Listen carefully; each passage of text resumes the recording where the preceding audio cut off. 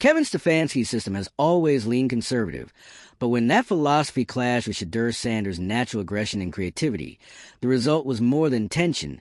It was stagnation. Sanders has been clear. He wants to play instinctively, take risks, and drive the offense. Instead, he's been boxed in, managed like a liability, and stripped of the leadership he was born into. The contrast between his vision and the Browns' cautious approach highlights a fundamental mismatch. And in the middle of it all, Coach Prime's presence looms, not just as a father, but as the coach Sanders actually trusts. This isn't about play calling. It's about trust, direction, and development. Sanders' criticism suggests he sees a ceiling with Stefanski that doesn't exist with his father. The front office now faces a question they can't delay. Do they side with a coach who limits their star, or realign with a player who could define their next era? Let's talk about what really happened in Cleveland. Because this wasn't just another locker room rift. It wasn't just another rookie learning curve. It was a controlled detonation, triggered by a single press conference that peeled back the carefully constructed facade of an NFL franchise. If you're into the real story and all the messy twists they don't show on highlight reels, go ahead and subscribe. And if you're sticking around to see how this Browns QB chaos plays out, you should definitely be subscribed. The words came from Shedeur Sanders, a rookie quarterback with the stats of a seasoned vet and the composure of someone twice his age. But it wasn't the numbers that shook the building. It was the message. He sat there, calm, respectful, and exposed a truth that the Cleveland Browns could no longer ignore. There was a trust problem, and it started at the top. Shedeur wasn't just talking about play design or game plans. He was talking about culture. The feeling of being underestimated, being sidelined, being expected to adapt to a system that refused to adapt to him. It was all delivered without drama, but it landed like a sledgehammer. Because this is a quarterback, the future of the franchise, the guy who already made history by becoming the first Browns rookie since 1950 to throw for 300 yards, multiple touchdowns, and rush for a score in the same game. That's not just promise, that's performance. That's someone who should be shaping your identity, not questioning if he fits into it. But that's exactly where the Browns failed. They had a star, a leader, a player who could have helped transform the franchise's legacy. And instead of empowering him, they tried to shrink him down, limit him, fit him into a conservative mold that never suited him in the first place. Kevin Stefanski's approach to Shedeur was rooted in control, a game manager philosophy, measured, safe, textbook. But Shedeur Sanders is not a textbook quarterback. He's instinctive, athletic, dynamic. He plays best when he's trusted to make decisions, to improvise, to be himself. And from the start, that version of Shedeur was treated like a risk, not a weapon. And here's the part that burned the most. He wasn't just ignored. He was ignored after proving them wrong. He had the performance. He had the leadership. He earned the opportunity to take on more. But the coaching staff didn't budge. They stayed conservative. They stuck to their philosophy, even as their quarterback was making it crystal clear, this isn't working. Then came the tipping point. In that press conference, Sanders didn't name names, but he didn't need to. He spoke about trust, or the lack of it. He spoke about relying on his father, Coach Prime, for guidance and clarity, because he wasn't getting that internally. That alone exposed a critical fracture. When your franchise quarterback openly states that his most valuable mentorship is coming from outside the organization, that tells you everything you need to know. He was still learning, still growing, but not through the team's leadership, through his own circle, through someone who's not even in the building. Coach Prime's influence wasn't new, but now it was front and center. And for the Browns coaching staff, it revealed something they couldn't spin. They had lost the most important connection in the building, the one with their quarterback. And once that connection's gone, the rest unravels. Kevin Stefanski was fired shortly after, not for a bad record, not for a scandal, but because of one press conference where the face of the franchise indirectly laid out why the system was broken and why he wasn't sure he wanted to stay inside of it. That's the part that Cleveland had to take seriously. Shedeur didn't say he was leaving, but he didn't say he was staying either. And when a player with his potential starts making that kind of uncertainty public, ownership has two options: wait out and hope, or make a move. Haslam didn't wait. This wasn't just about performance anymore. It was about perception, about trust, about how the Browns looked to the rest of the league, and more importantly, to their own. If the guy under center is questioning the system, how long before the locker room follows? That's how organizations implode. From the inside out, when the foundation cracks, it starts with one voice. And this time, that voice was Shedeur's. He wasn't disrespectful. He wasn't dramatic. But he was clear. And that's what made it so effective. He laid out the issues in the language of leadership, without needing to scream or accuse. He talked about what matters most in any team. Trust. He said, "When I trust, you get the best out of me." That one sentence captured the entire dysfunction, because clearly, he didn't feel that trust. And just as clearly, the organization wasn't getting the best out of him. And that disconnect, it wasn't just hurting Sanders. It was holding back the entire team. The Browns had a chance to build around a rare talent. Instead, they tried to manage him, control him, reduce him. And when he finally spoke out, it forced the team to confront the consequences. Now they're trying to reset. Stefanski's out. The coaching search is on. And the stakes couldn't be higher. Because this time, it's not about finding someone who can call the right plays. It's about finding someone who can build trust fast. Whoever comes in next has to do more than install a new scheme. They have to rebuild a relationship, one that was never really nurtured in the first place. And the question now is, has the damage already been done? Shedeur's future with the Browns is still uncertain. And that uncertainty, that's on the team. They failed to make him feel like the centerpiece. They failed to give him the tools to thrive. And they failed to recognize the very thing he said out loud. That trust is everything. There's a reason his words hit so hard. Because they weren't emotional. They were observational. He wasn't complaining. He was diagnosing. And what he diagnosed was an organization that wasn't ready for him. Now the Browns have to prove they can catch up. Because this is a franchise with a painful history. Quarterback after quarterback, regime after regime. Missed potential. Broken promises. Short-term fixes. And now, finally, they landed someone with the potential to turn it all around. And they almost drove him away before he even got started. They need to act fast. Not with panic. With purpose. The next coaching hire has to be about alignment, not just strategy. A coach who sees Sanders as a foundation, not a piece. Someone who isn't threatened by a confident young QB, but energized by it. Because the Browns don't have time to get this wrong again. If they do, Sanders will walk. And they'll be right back in the cycle they swore they were done with. But if they get it right, if they fix what was broken and give them a reason to believe, this could still be the beginning of something real. That's the line they're walking now. And the clock is ticking. Let us know what you think. Did Shedeur cross a line? Or did he just say what everyone in that locker room was already thinking? Can the Browns repair the damage? Or is it too late? Hit the like button. Drop your thoughts in the comments and make sure you're subscribed. This is one of those stories that's far from over, and the next chapter is coming fast. At this point, the Browns don't have the luxury of spinning this as a rookie learning curve or an isolated misunderstanding between a young quarterback and a seasoned head coach. That excuse walked out the door the moment Shedeur Sanders opened his mouth and calmly laid bare what the franchise had been trying to gloss over for months. Trust was broken, not just between player and coach, but between player and system, player and leadership, player and identity. And now, in the wake of Kevin Stefanski's firing, Cleveland has to face the uncomfortable truth. They didn't just fail Shedeur Sanders. They failed to recognize what he actually is. Let's not overcomplicate this. Shedeur isn't difficult. He's not volatile. He's not making demands behind closed doors or throwing teammates under the bus.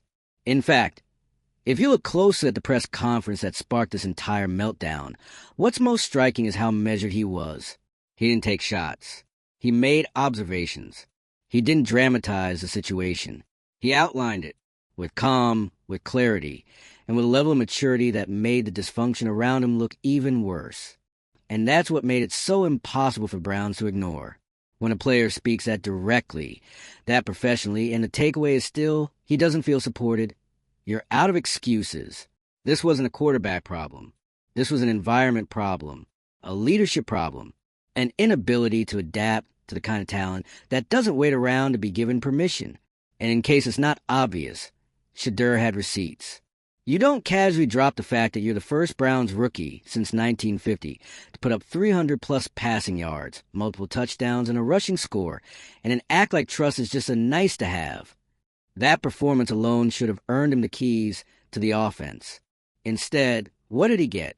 Hesitation, limitation, a staff more concerned with control than creativity. That's why his comments hit like a freight train. He wasn't emotional. He was factual. And the facts painted a picture of a player whose development was being mishandled at every level. The kind of mishandling that doesn't just stall a season.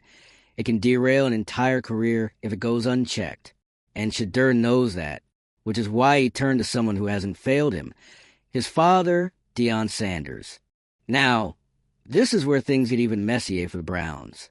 Because the moment Shedeur credited Coach Prime for his mental clarity and guidance, the power dynamic shifted completely. That statement told everyone in and around the franchise what they needed to know. Shedeur doesn't see the Browns' coaching staff as his primary source of growth. He sees his father. And while some might roll their eyes and say, well, of course he listens to his dad, the implications go far deeper. This isn't about family ties. This is about trust. He trusts Deion to have his best interest at heart.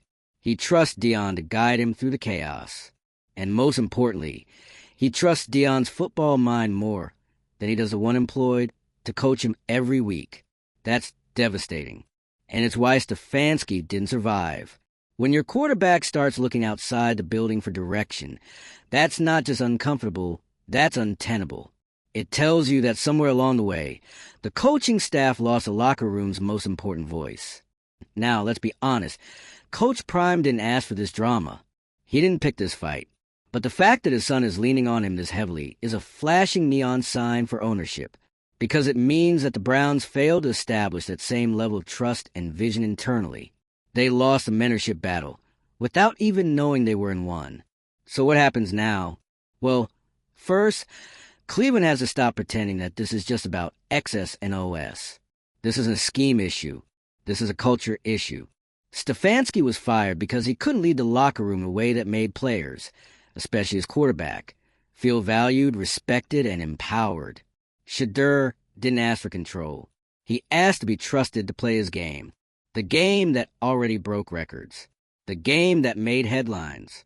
The game that gave this long-suffering franchise a glimpse of something, and instead of building around that, they tried to bottle it up, flatten it, force it into a system that clearly wasn't designed for someone like him. That kind of organizational rigidity is what turns stars into trade demands.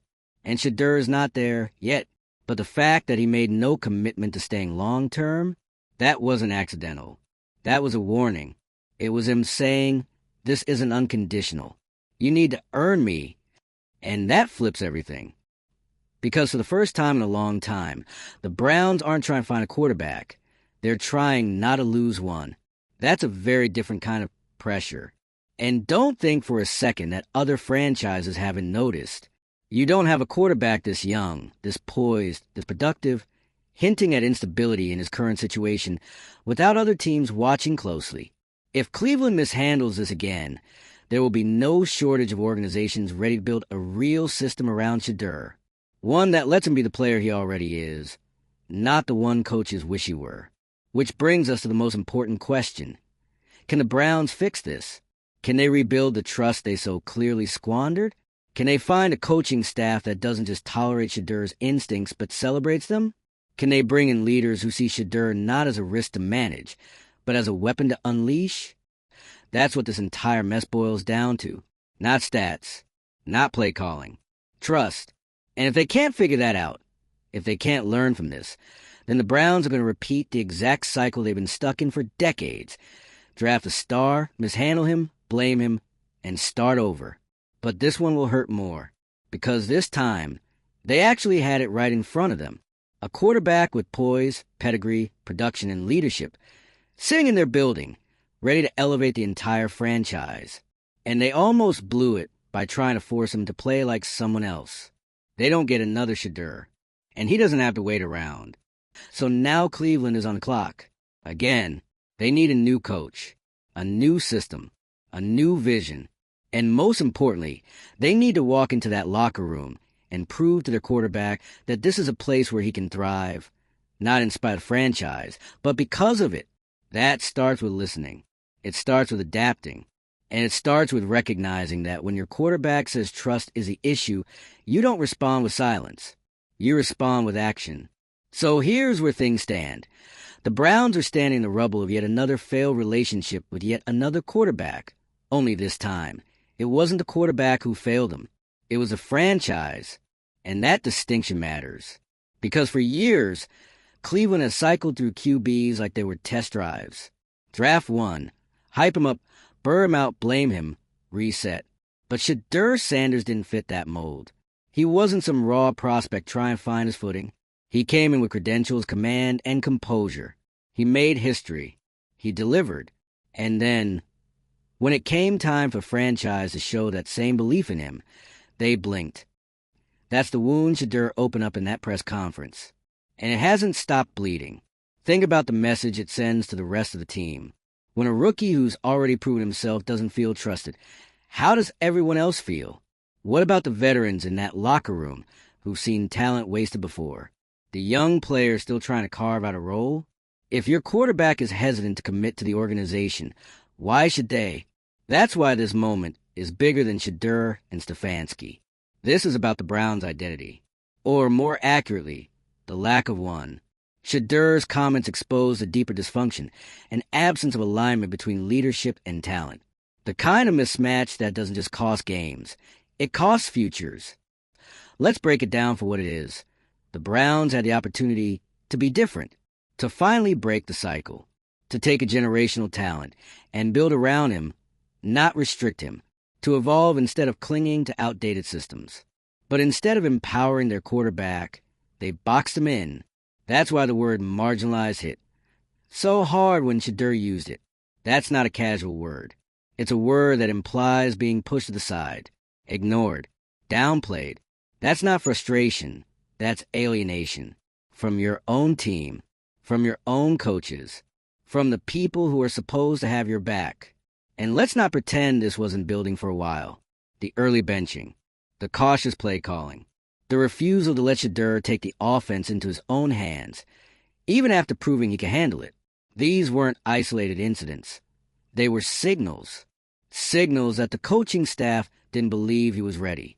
And then, when he was ready, they were too rigid to pivot. That's the kind of inflexibility that gets exposed in moments like this. Because once Shedeur started talking about trust, about needing to trust his teammates, his coaches, his environment, you could feel the cracks turning into fractures. And the Browns felt it too. That's why Haslam moved quickly. He didn't wait for the season to implode. He didn't pretend everything was fine. He saw the future of his franchise expressed doubt about the very leadership in place to develop him. And he pulled the plug. Now Stefanski is out, and the Browns are searching, not just for a new head coach, but for a new direction. Because this next decision isn't just about filling a vacancy. It's about salvaging a relationship with the most valuable asset they've had in decades. If the Browns mess this up, if they hire another system-first coach who wants to develop Shedeur into something he's not, they will lose him. Full stop. He's already hinted at it. He said it without needing to say it. This trust issue is bigger than football. And that's the scariest part for Cleveland. Because Shedeur's not desperate. He doesn't need to stay. He has options. Leverage, a national platform, and a father who's made it clear that his son's career won't be defined by bad leadership. That alone should terrify every executive in that building. They are one wrong hire, one bad offseason, one tone-deaf statement away from watching their franchise quarterback walk. Not because he couldn't succeed in Cleveland, but because they wouldn't let him. So now they have to rebuild, not from scratch, but from beneath the surface. This is about more than just giving Shedeur play-calling flexibility or a new offensive coordinator. This is about building a culture where a player like him can thrive. A culture where leadership listens, where individuality isn't punished, where trust isn't a buzzword. It's a policy. Because if the Browns try to fix this with football decisions alone, they'll miss the point. The problem was never just the playbook. It was a philosophy. Sanders wants to play instinctively. He wants to be creative. He wants to be trusted to make plays, take risks, elevate the team, not just manage the clock and minimize mistakes. That kind of freedom isn't given lightly, but he earned it, and the Browns refused to see that. Instead, they got territorial, conservative, afraid. And fear is what ruins great quarterbacks before they even have a chance to become legends. Now they're scrambling to fix it, to repair the trust they should have built months ago. And it's not going to happen with press releases or locker room speeches. It's going to happen by proving, day by day, that they've learned. That starts with the next head coach. It can't be someone looking to fix Shedeur. It has to be someone who wants to build with him, who sees what he is already and wants to unleash it, not reshape it. Someone who isn't threatened by Coach Prime being a part of Shedeur's mental process. Someone who understands that modern players don't just respond to orders. They respond to connection. Because if the Browns get this hire wrong, the fallout won't be silent. It'll be public. It'll be loud. And it'll be justified. Because Shedeur already showed what he's capable of. And now the ball is in Cleveland's court. Again, let us know how you see it. Did Haslam make the right call? Can this organization earn Shedeur's trust back before it's too late? Or is this just another chapter in a franchise that never quite learns its lesson? Like the video, drop your thoughts in the comments, and make sure you're subscribed. This story isn't cooling off anytime soon, and the next move the Browns make could be their most important one yet.